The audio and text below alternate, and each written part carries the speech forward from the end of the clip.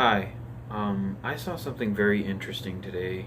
I'm subscribed to a lot more YouTube channels now, so I get more info on a daily basis. The other day, I subscribed to like 7 or 8 channels, so now I have like 20 channels on my subscription feed.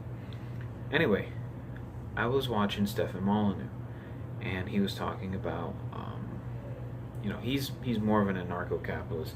He's an anarchist, basically, and he was speaking about sort of a stateless society, and I saw kind of the disconnect in human nature, because he's an atheist. Now he's more sympathetic, more empathetic, I guess is a more proper word, towards Christians than, say, someone like Sam Harris. By the way, Sam Harris is a leftist, so he's already too far gone. But Stefan Molyneux was talking about a stateless society, and he said, he preaches the non-aggression principle. He was talking with some other guy, and he said the only way we can, he's talking about corruption in government and the cycle of a government is brought into existence, and then over time it becomes more and more corrupt, and then the people catch on because it becomes so corrupt they can't hide it anymore, and they take down that government, violence ensues, there's a civil war, then another government rises in its place, and he says once we come to a stateless society we'll get out of that cycle. And I saw the difference, the disconnect there in ideologies. I am a conservative, not an anarcho-capitalist. I have some views that might border on libertarian, but generally speaking, I'm a conservative, kind of your run of the mill American conservative, not politician, mind you, not career politician who claims to be conservative but then supports really far left policies, like not someone like Mitt Romney who said he was a conservative and then sympathized with Obama on certain issues. Not the same type of person. I'm a true conservative. Socially, I would be generally kind of moderate, sort of socially conservative, more moderate. So I have a different ideology versus someone like Stefan Molyneux. And the thing I had, the problem I had with Stefan's statement there is he's saying we'll get out of that cycle, and then we won't have as much violence, fighting, war. Then we can truly live the way we're supposed to, absolute property rights and all that. That's wrong. And here's why it's wrong. It's a misjudgment of human nature. Again, I agree with Stefan Molyneux on a lot of things. For example, when it comes to the economy, capitalism is definitely the best thing. I don't know a whole lot about him because I haven't watched a whole ton of his videos, but I know enough about him to know that he generally lines up where I do on most issues. But when it comes to a government, when it comes to conservative principles, sorry, I'm itching here. You have to have a government. People talk about limited government. Limited government does not mean weak. It does not mean the government shouldn't be strong. The government should definitely be strong. We need a military. How he proposes? How do you propose an anarchist system where you have no government? How do you keep order? Oh, you won't need to keep order because it'll just fall into place, right? No, that doesn't happen.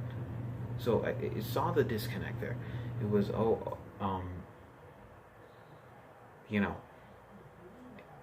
this whole cycle of killing and just corruption, right? There's a good period, and then we always fall back into that same cycle, into that evil, that vicious cycle. If we just get rid of government, We won't have that anymore. We just get rid of the corruption in government by getting rid of the government, period, right? Because the whole idea is, well, government is inherently corrupt. Well, any institution is inherently corrupt. Actually, every single individual on the planet is inherently corrupt. There's been some point somewhere where any person has corrupted someone else somehow. Have you ever manipulated someone? That right there is corruption. Have you ever lied? Have you ever kept secrets? That's corruption. You're trying to propose a corruption-less society when everyone is corruptible. You're trying to propose a society where everyone could, we'll just move on afterwards. It's never going to happen. There's always going to be that cycle. The key to having a better off life, to having a to sort of reducing the intensity of the cycle, is that last step of overthrow not having to be entirely necessary. Is the violence not necessarily having to be the main focus. That's why the U.S. is so brilliant, because we are finding all these things out now about corruption in the government, like deep state, things like that, without having already lost the majority of our freedoms. We still have most of our freedoms because of the way it was set up at the beginning. Benjamin Franklin, I'm paraphrasing his quote, but he said something about the fact that, in the future, we will let our government get almost to the point where they'll take away our rights, and then we'll fight back, and then we'll come back. Why? Because the American people were bred that way, by being indoctrinated with the Constitution. And indoctrination is not always bad. If you're indoctrinated to think for yourself, for example, which seems like an oxymoron, but it's not, you don't have that problem. You don't have that issue. So when it came to Stefan Molyneux's comment today, I talk to myself a lot because I'm a weirdo. But I have really deep conversations. And I would consider myself a kind of smart person, above average. But I'm no genius, okay? In fact, from what I know about my IQ, it's somewhere around 130. That's not genius level. Genius level is 145 or higher. But intelligence is not always a good indicator of good or evil, okay? Hitler was probably a genius, but he was an evil genius. Wisdom is much, much better a trait to have. I'd rather have loads of wisdom than loads of intelligence. So I have these conversations with myself because I have been gifted with a little bit of wisdom at a very young age. I'm in college. I'm young. But what Stefan said today wasn't true. And I'm not doing this to call him out. That's not why. I was just thinking about it, and I was like, this would be good for a video, and I think I could help people understand this better. He can believe what he wants, but the truth is that anarcho-capitalism is not the best solution. Just capitalism. Like Singapore is a great example of a country that embraced just capitalism. Granted, their government is apart from that, okay? So Singapore is 100% capitalist. The only thing that government has to do with money is taxes, which taxes is technically apart from the economic system because it's a necessary evil. See, in Stefan Molyneux's society, you wouldn't need that, taxes at all, because there's no government to begin with. Which is a terrible idea, because you need police, You need firefighters. You need military. You need a basic governmental structure to make laws. You need to make laws. So no, that's you need leadership. Who's gonna lead? People are sheep. Okay, sheeple. They need someone to stand for something.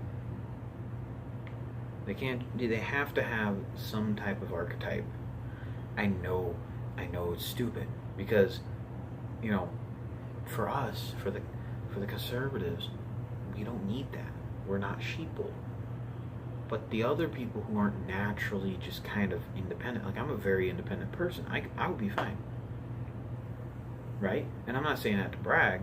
That's just my personality. That's part of my genes, it's kind of my family. But it's someone from the inner city of Detroit, for example, who's always kind of been raised in that. They may not have necessarily the genes or whatever. They may not be a naturally strong person. They just kind of kept to themselves to avoid getting hurt, to avoid getting killed. They aren't going to have the same reaction to an anarchist society. They're going to flip out. They're going to lose it. And smart people are a minority, not a majority. And it doesn't matter if the dumb people die off. There's this thing, they go, intelligence and genetics are connected, and that is true. But if you get rid of a government, what's to prevent the dumb people from taking over? And let's say the stupid people do die off, you're still going to dumb down eventually because you're going to run out of people to procreate with. It's just a disaster. The point I'm making, and that's a rabbit trail, that's for a whole nother time. I'll have to look more into that before I can say more on it. That's just kind of my 2 cents. But when it comes to an anarchist society, you can't have one. It's impossible. Because of human nature. Humans need order. If humans were perfect, if humans were sinless, we wouldn't need order. But we need order. We just don't need to be completely bossed around. We just need a set of values as a reference point. There's sometimes in politics we talk about reference points. Well, the Constitution would be a great example of that. Municipal law, state and local laws would be a good example of that. For example, speed limits. You don't have to go to speed limit. You have the freedom to not go to speed limit. Okay?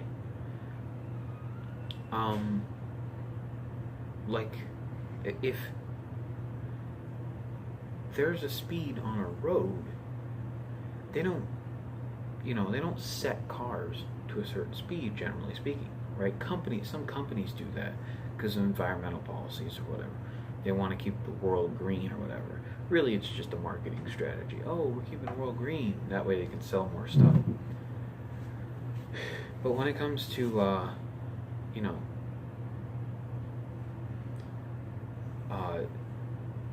the average person driving around their vehicle, they can go whatever speed the vehicle's capable of if they wanted to. You don't have the federal government going, oh, you have to set a cap on speeds on vehicles.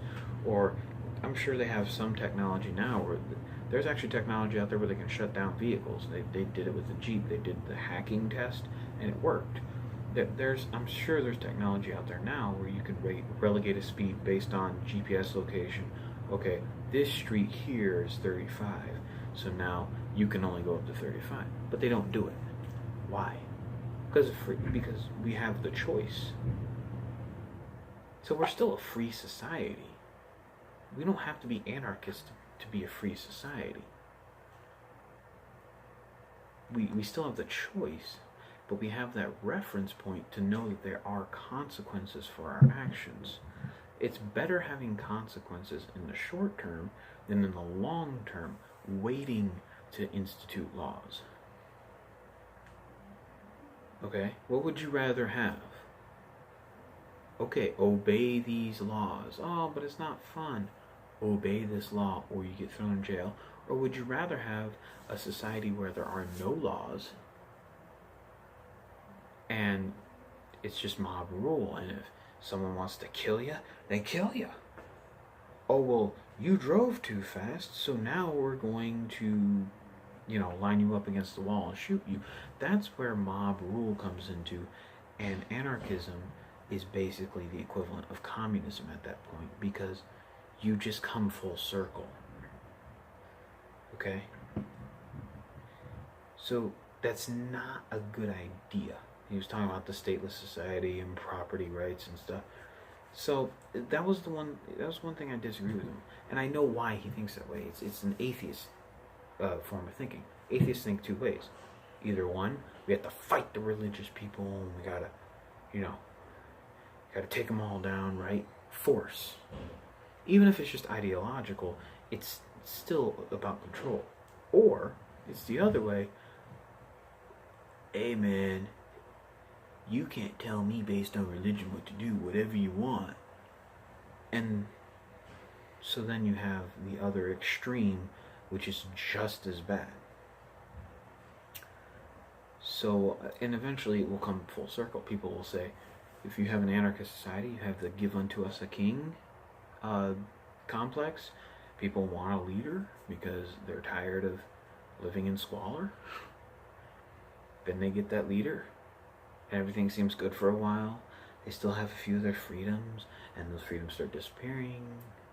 And over the course of a few decades, then you have a total totalitarian state. And you're right, and you're worse off than when you started. So I just wanted to speak my mind on that. This video went a little longer than I wanted it to. I'm over 17 minutes now. I wanted it to be more like 10, but that's okay. I wanted to get the point. I want to kind of use the speed limit thing as an example. And yeah, it's been fun. And this is my first video on this channel, which is, I have two channels, but you can check out the other one if you want. I couldn't even find my other channel on here. I couldn't find this one on here, but we'll see if YouTube actually lets other people watch this. So, peace.